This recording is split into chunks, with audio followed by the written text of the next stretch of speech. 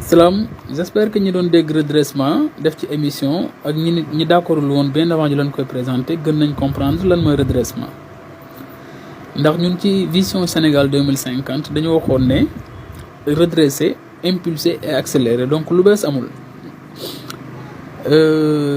muy lu am muy étape bu am solo redressement bi parce que yow boo jëlee réew moo xam ne Macky Sall mi nga remplacer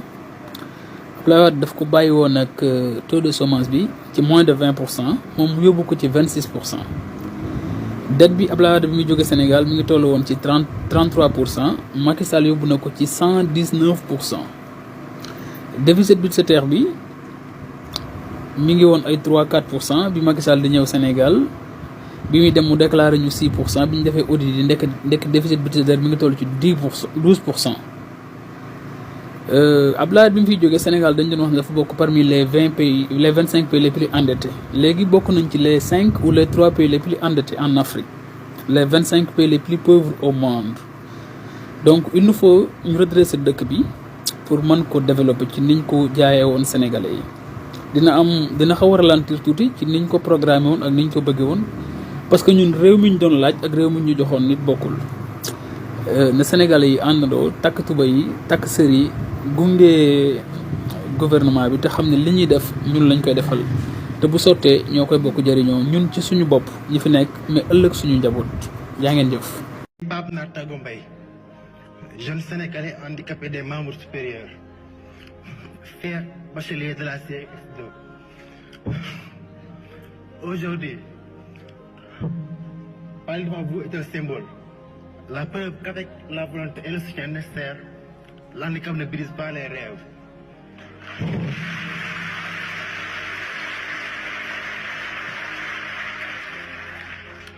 Mon parcours scolaire a été un combat. Sans main pour écrire, j'ai appris à tracer mes lettres avec un stylo entre les orteils.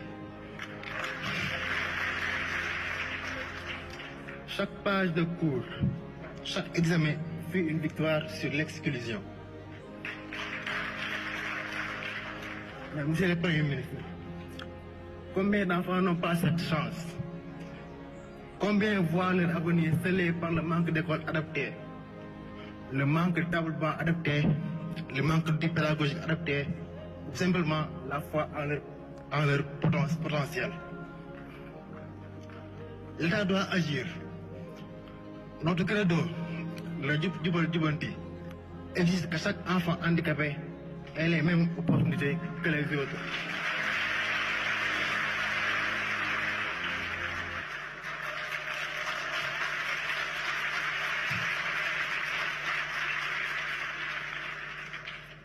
Votre plan de redressement économique et social sera historique s'il intègre l'éducation inclusive comme colonne vertébrale. Des écoles accessibles, rampes, classes équipées, des enseignants formés handicapés physiques, des bourses garanties pour éviter les abandons. Investir dans nos capacités, c'est investir dans un Sénégal prospère. Nos différences ne sont pas des freins, mais des forces qui diversifient l'intelligence collective.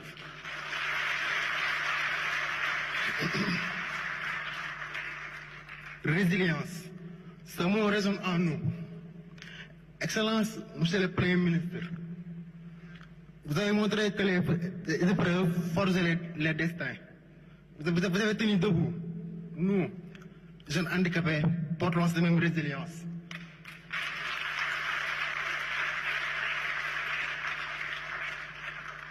Donnez-nous les outils et nous bâtirons.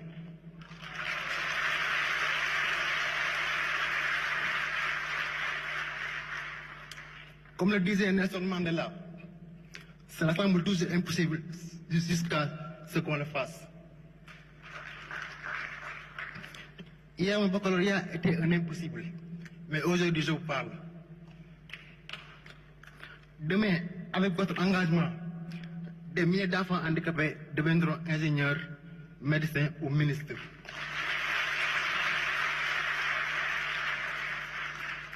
Monsieur le Premier ministre,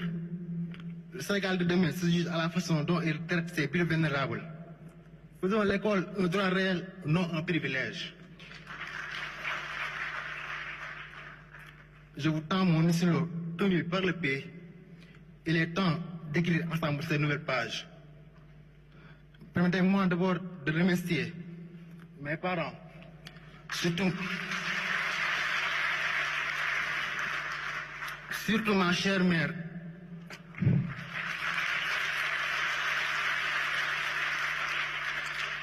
à ma famille, à mes professeurs et encadreurs, tous qui ont cru en moi, à mes capacités. Recevez ma reconnaissance éternelle. Je vous remercie. Les experts en économinologie, les experts en analogie ak les experts en chronologie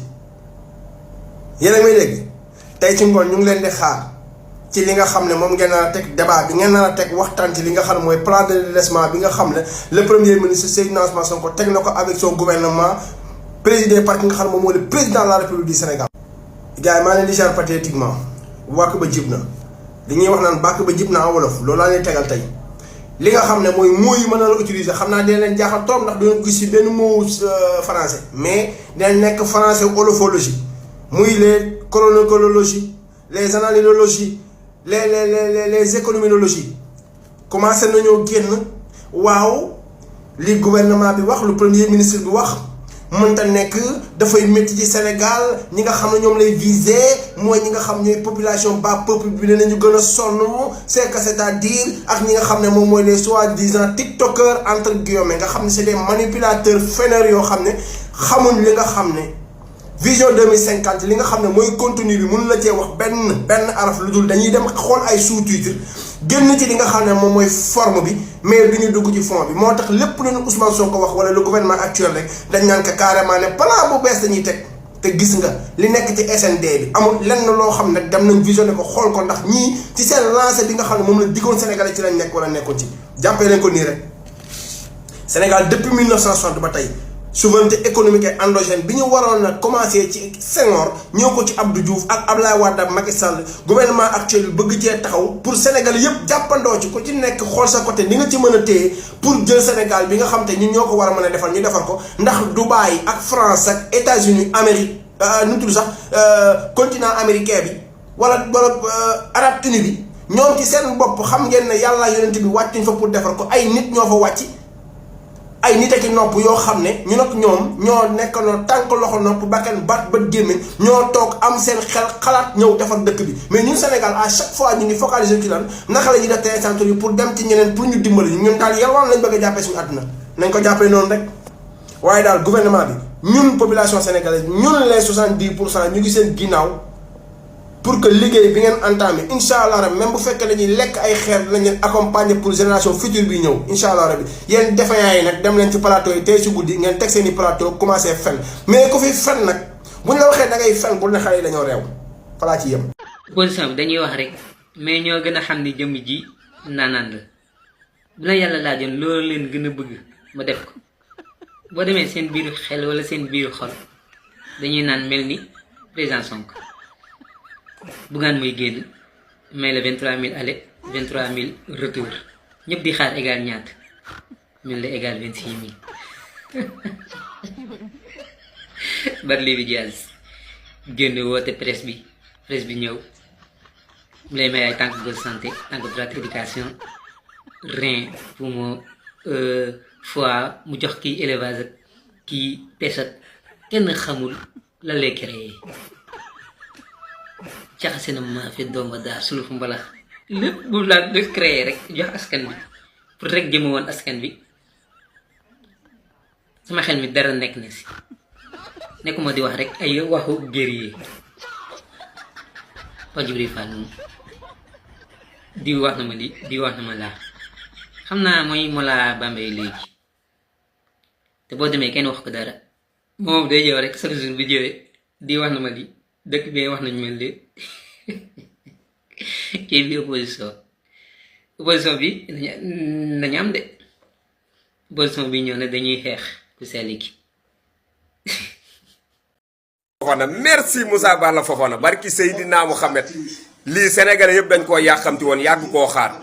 muy wàllum suuf yi audit bi nag yëkkati na ko bis ni ki tey tamponné nañ ko signé nañ ko def nañ lépp barki Seydina Mohamed Mbour Saly Dakar Pikine Mbao barki Seydina Mohamed ba amul benn zone boo xamante ni kayit bi liste baa ngi noonu ñun waa Mbour kontaan nañu barki Seydina Mohamed suuf si na ngeen ñëw ngeen xool ko saytu ko càmbar ko xool leen frontières yi nag bu baax ndax bari na maire yoo xam ne bu ngeen surveillul frontières yi daw dina am parce que li am ci suuf si ak caxat-caxatee bi dafa bari dafa yaatu waaw ay man je suis patriote ak yooyu noonu dañuy càmbar suuf si Kër Samba waajal leen zone yëpp nañ waajal suuf si la ñuy càmbar caxat-caxatee gi am ci suuf si ci dëkk bi yëpp la ñuy càmbar barki sëñ Ba Moussa Bala Fofana on est fier de toi kontaan nañ. léegi bépp dëkk boo xam ne sénégalais bu fay dem day soxla visa waa dëkk boobu ñoom it bi ñuy ñëw Sénégal dañuy soxla visa électronique moo xam pays yu nekk ay France ak et cetera moo xam pays yu nekk Afrique képp koo xam ne day laaj Sénégal visa léegi booy ñëw Sénégal yow it da ngay soxla visa ça veut dire da ngay fay xaalis boobu Sénégal moo koy moom lii bokk na ci plan de redressement économique yéegi leen ni Sénégal léegi bépp dëkk boo xam ne sénégalais bu fay dem day soxla visa waa dëkk boobu ñoom it bi ñuy ñëw Sénégal dañuy soxla visa mais visa électronique laa dégg président Sonko wax visa électronique. Sur les frais de visa électronique que nous avons décidé d'appliquer pour l'entrée sur le territoire national aux pays hors Afrique et aux pays africains qui nous appliquent le visa, nous nous projetons à 60 milliards. waaw li nga xam ne moom la gouvernement bi def ci redressement bi tey dégg ngeen mbirum oto yi dégg ngeen yooyu yëpp mais li ci gën a neexit képp koo xamante ne dëkk boo xamante ne moom moo xam Gabon la moo xam France moo xam États-Unis moo xam fu mën a doon xam nga ñooñu dañ ñuy laaj visa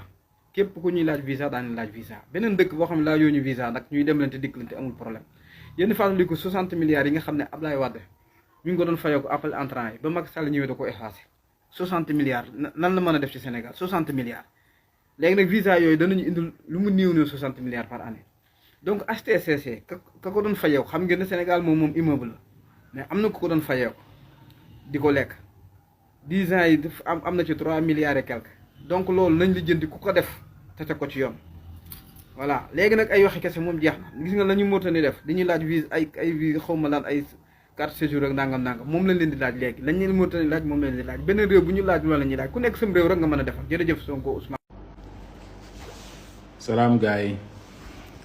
maa ngi nuyu ñëpp di leen ziar seen frère Babacar Diop Pastef Rufisque bëggoon wax tuuti rek ci événement demain bi suba bi incha allah le 1er août comme niñ ko xamee ñun ñëpp le premier ministre Ousmane Sonko dafay présenter son plan de redressement mooy plan bi nga xamante ne moom la fas yéene teg àndi seeg gouvernement am ngir redresser économie réew mi ku nekk xam na ni économie bi ni ko gouvernement Ousmane Sonko fekkee dafa sooxe donc loolu moo waral ñu tëral benn plan boo xamante ne dañ naan ñii la ñuy jaar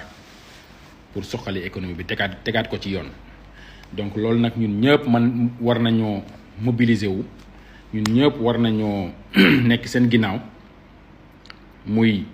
le tandem Diomaye Sonko ñun ñëpp war nañ nekk seen ginnaaw comme ni ma leen ko waxee woon ci dernière vidéo bi ma mujjoon def que ni le président Bassirou Diomaye Diakhar Faye ak son premier ministre Ousmane Sonko li ñu warlu ak ñoom mooy di leen ñaanal guddi ak bëccëg fu ñu mënti toll ñuy nekk ci jàmm ak salaam yàlla musal leen ci seytaane ñoom ñaar ñu ànd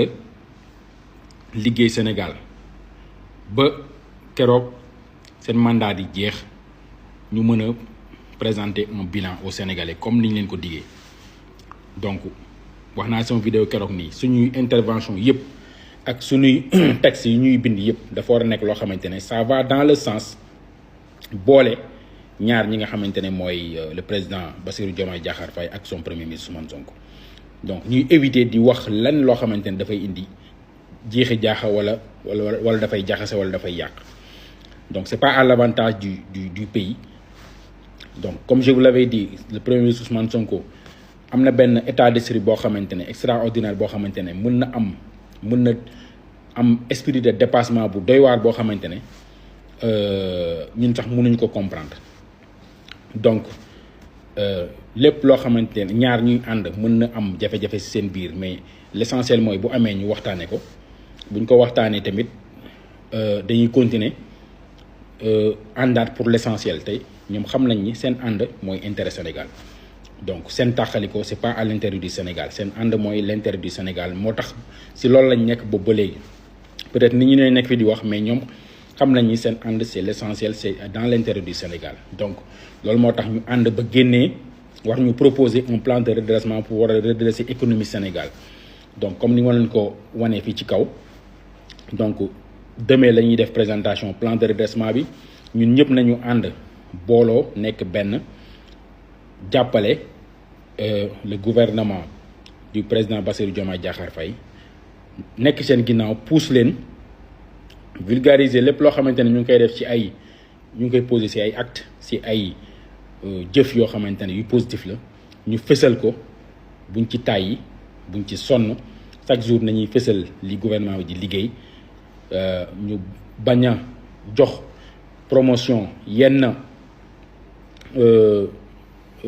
wax yi wala yenn